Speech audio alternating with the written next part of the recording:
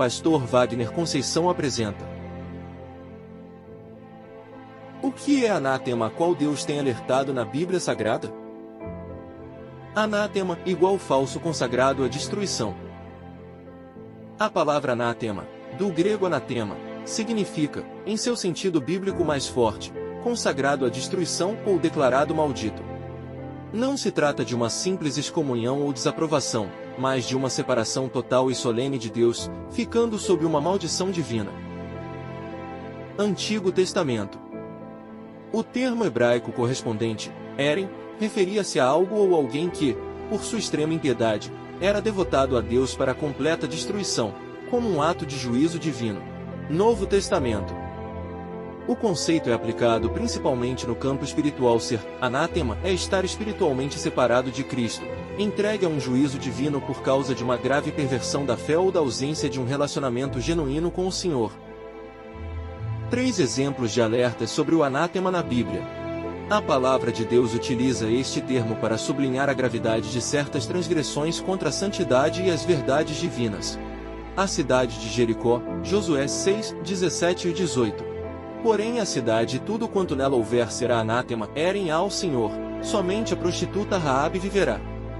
Tão somente guardai-vos do anátema, coisa amaldiçoada, para que não vos metais em maldição, tomando dela, e assim façais maldito o arraial de Israel, e o perturbeis. Alerta! Deus declara toda a cidade de Jericó e seus tesouros como consagrados à destruição, devido à sua idolatria e pecado. Tocar ou tomar para si o que foi declarado anátema, como fez Acã, no capítulo 7, significava atrair para si a mesma maldição e juízo, contaminando toda a comunidade. O alerta é sobre a contaminação pelo pecado que Deus já condenou.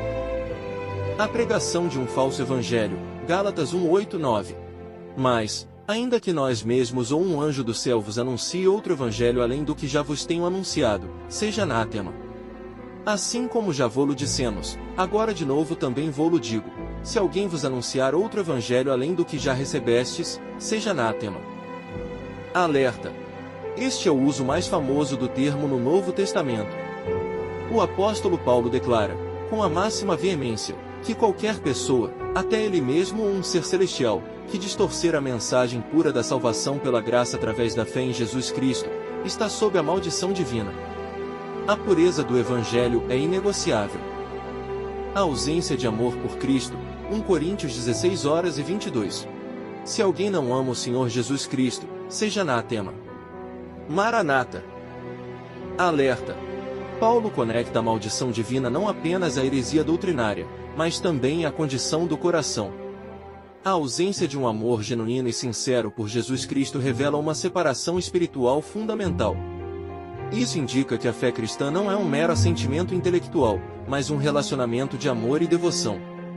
Aquele que não ama o Senhor está, por definição, separado dele. Como discernir o verdadeiro evangelho do anátema? A principal forma de um evangelho se tornar anátema é pela sua distorção. Para discernir a verdade, devemos analisar qualquer mensagem à luz das Escrituras, observando os seguintes pontos fundamentais. A pessoa e a obra de Cristo. O verdadeiro evangelho exalta Jesus Cristo como único e suficiente Salvador, plenamente Deus e plenamente homem. Ele aponta para sua morte na cruz como o pagamento completo pelos nossos pecados e sua ressurreição como a garantia da nossa vida eterna. Alerta de anátema. Mensagens que diminuem a divindade de Cristo, negam sua ressurreição, ou adicionam outros mediadores ou salvadores ao lado dele. A salvação pela graça mediante a fé. A Bíblia é clara, somos salvos pela graça de Deus, um dom imerecido, que recebemos por meio da fé em Jesus, Efésios 2, 8, 9. Nossas obras, rituais ou méritos não contribuem em nada para a nossa salvação. Alerta de anátema. Evangelhos que pregam a salvação por obras, por seguir uma lista de regras, legalismo, por penitências, por prosperidade material ou por conhecimento secreto. A autoridade das Escrituras. O verdadeiro Evangelho está fundamentado e é consistente com toda a Bíblia. Ele não contradiz, não remove e não adiciona novas revelações que se oponham ao que já foi revelado. Alerta de anátema. Doutrinas baseadas em experiências subjetivas, visões ou profecias que não se alinham ou que contradizem a palavra de Deus escrita. 3 exemplos de evangelho anátema. Nesses exemplos, você vai ver um dos maiores perigos desses evangelhos, a escravidão invisível espiritual e religiosa praticada por líderes de igrejas grandes de nome muito conhecidas, onde há impedimento da liberdade e a violação de direitos, direito civil, direito religioso, direito humanos, outros, através da mentira e do engano. Esses são sinais de crimes da corrupção, fraude, violências e muitos outros crimes ocultos. É preciso manter distância desses lugares e pessoas anátemas. As correntes invisíveis da comunidade Caminho Reto. Lucas não amava nada mais do que sua igreja, a comunidade do Caminho Reto. E no centro de sua devoção estava o pastor Severino, um homem de voz trovejante e olhar penetrante, que pregava com uma autoridade que parecia inquestionável. Para Lucas e para a maioria ali, a frase mais repetida pelo pastor era a lei. A voz do seu líder espiritual é a voz de Deus para a sua vida. Desobedecer ao pastor que Deus colocou sobre você é um ato de rebelião direta contra o próprio Deus. Lucas, um jovem designer gráfico talentoso e líder dos jovens, vivia por esse lema. Ele consultava o pastor Severino para tudo, desde a cor que pintaria seu quarto até as amizades que deveria manter. Cada decisão era passada pelo filtro do pastor, que sempre tinha uma palavra de Deus para direcioná-lo. Lucas sentia-se seguro, acreditando que essa submissão total era o ápice da vida espiritual. A primeira rachadura nessa fundação apareceu na forma de um e-mail. Era uma proposta de emprego de uma grande agência de design de São Paulo. Era o emprego dos seus sonhos, uma oportunidade que ele havia pedido a Deus em oração por anos. Radiante, ele marcou uma reunião para compartilhar a bênção com seu líder. Na sala pastoral, a reação de Severino não foi de alegria. Ele franziu a testa, balançou a cabeça lentamente e disse: Lucas, meu filho, o inimigo é astuto. Ele nos tenta com o que parece bom para nos tirar do centro da vontade de Deus. O seu lugar é aqui, servindo a esta obra. Vou orar, mas meu espírito não está em paz com isso. Lucas saiu da reunião com um nó no estômago. A alegria deu lugar à confusão. Como a resposta de sua oração poderia ser uma armadilha do diabo? Uma semana depois, o pastor o chamou novamente. O Senhor me falou, disse Severino, com a mão no ombro de Lucas. Aquele emprego é um laço. Se você for, estará saindo debaixo da minha cobertura espiritual, estará por conta própria, e a rebelião, como diz a palavra, é como o pecado de feitiçaria. Deus me responsabiliza pela sua alma, e eu não posso te liberar para um caminho de desobediência. O mundo de Lucas desabou. Recusar o emprego parecia loucura. Aceitá-lo, segundo seu pastor, era pecar contra Deus.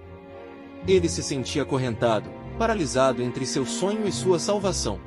Angustiado, ele ligou para seu tio Roberto, um crente mais velho e experiente que morava em outra cidade.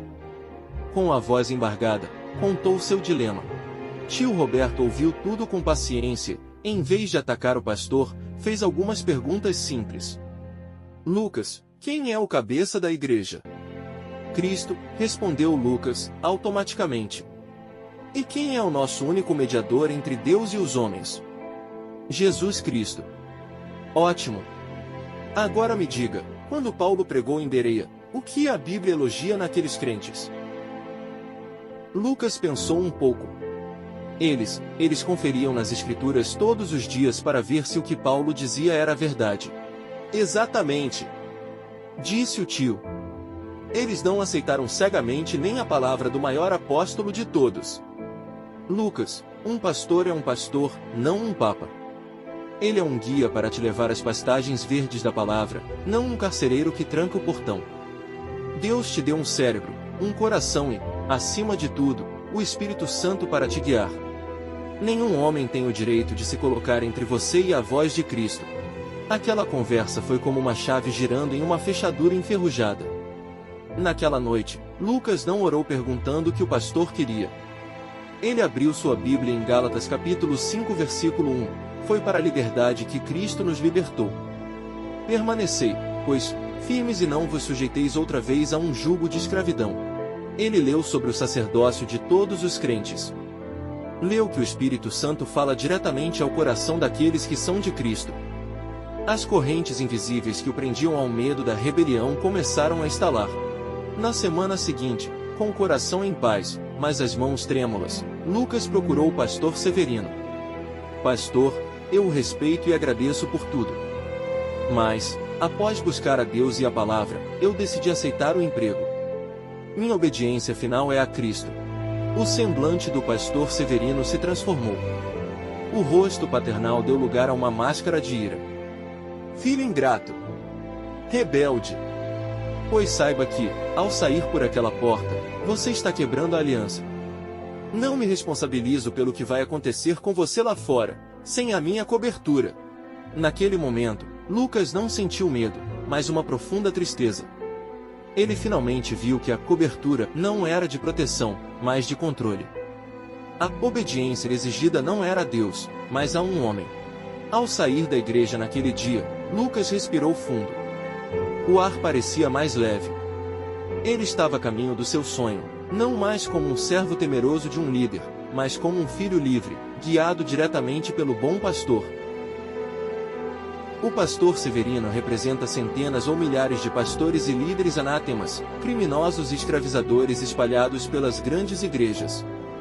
Mas Deus não dorme e tem urgência na salvação, por isso tem revelado a muitas pessoas os falsos e evangelhos anátemas.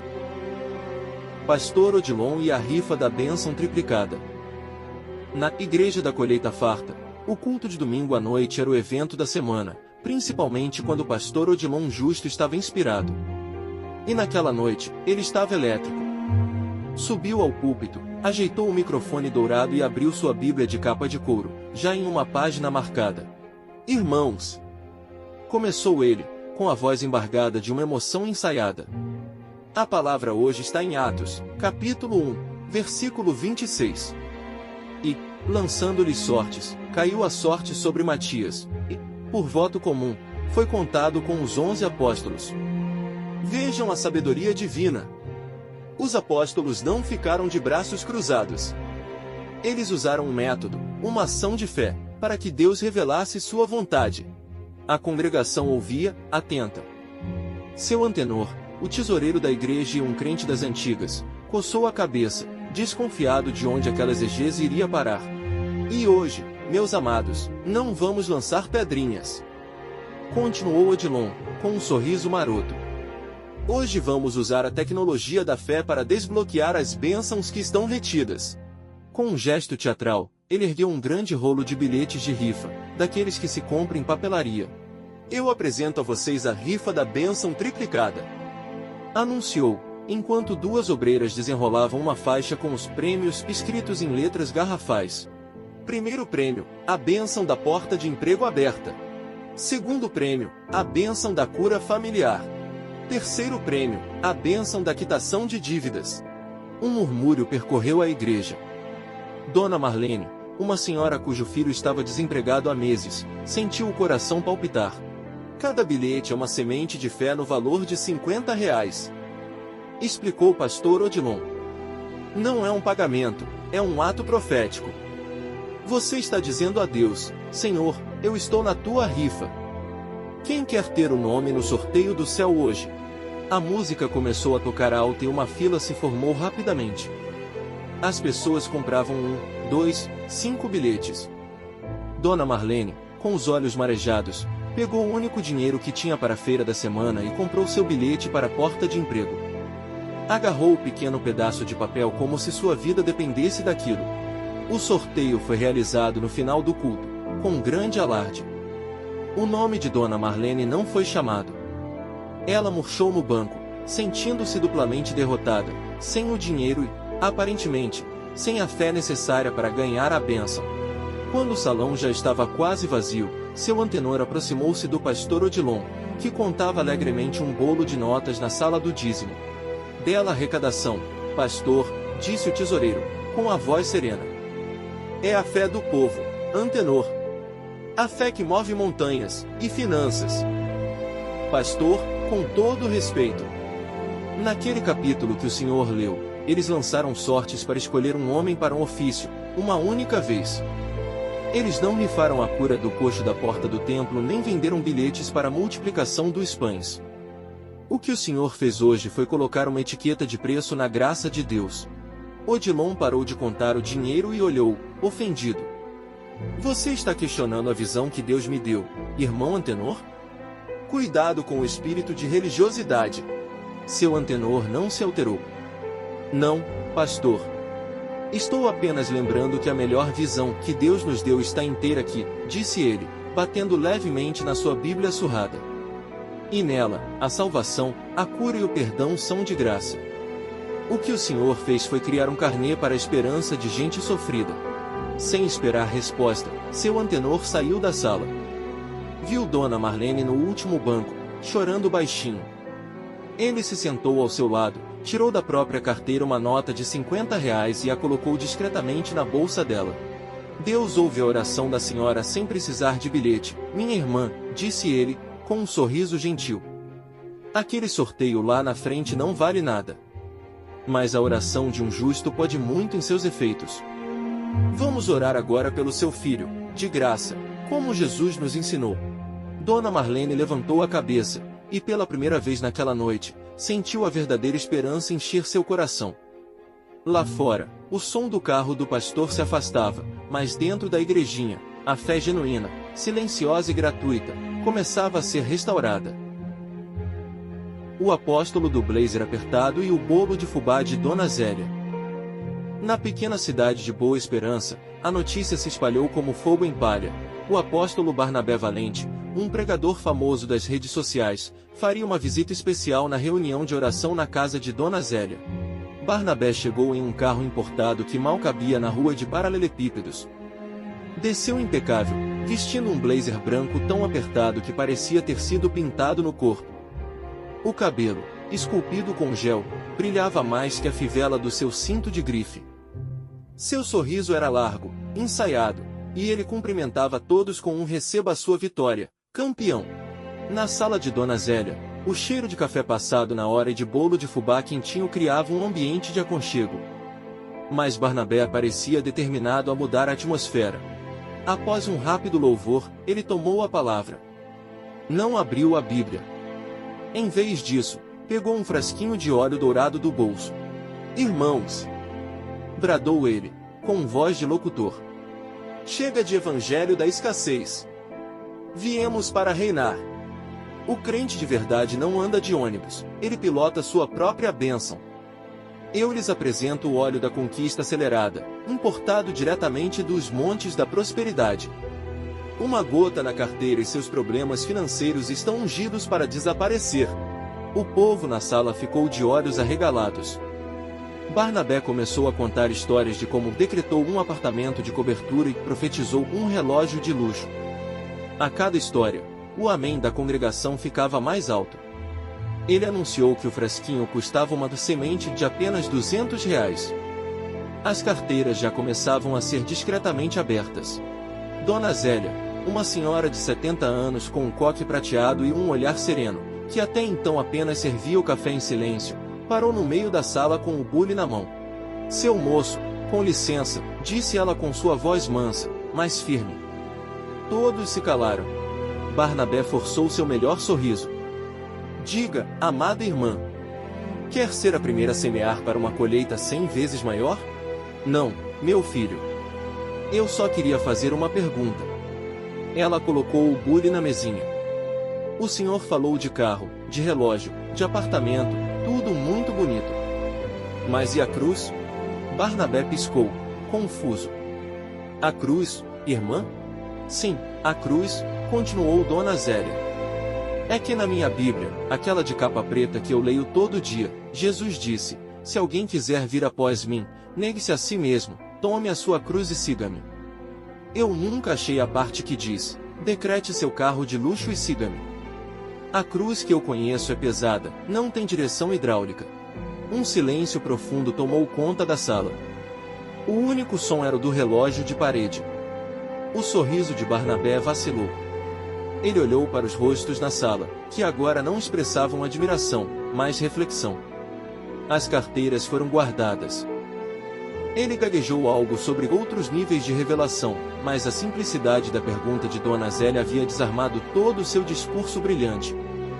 Vendo que não venderia mais nenhum óleo da conquista, o apóstolo do blazer apertado pegou seu frasquinho, deu uma desculpa sobre um compromisso divino inadiável e saiu tão rápido quanto chegou. Assim que a porta se fechou, Dona Zélia sorriu e pegou a travessa de bolo.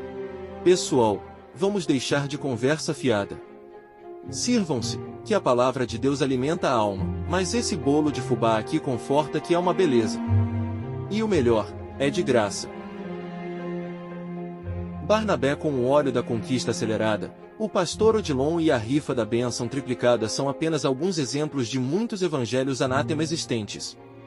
Esses vendem bênçãos, desafiam a fé das pessoas com valores muito altos. O pior, milhares de pessoas estão seguindo esses falsos evangelhos e acreditam nessas aberrações por não conhecerem as escrituras sagradas.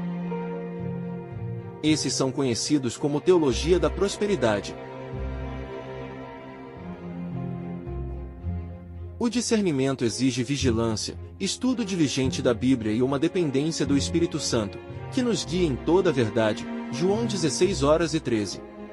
O alerta sobre o anátema nos chama à seriedade e à pureza na fé que uma vez foi entregue aos santos.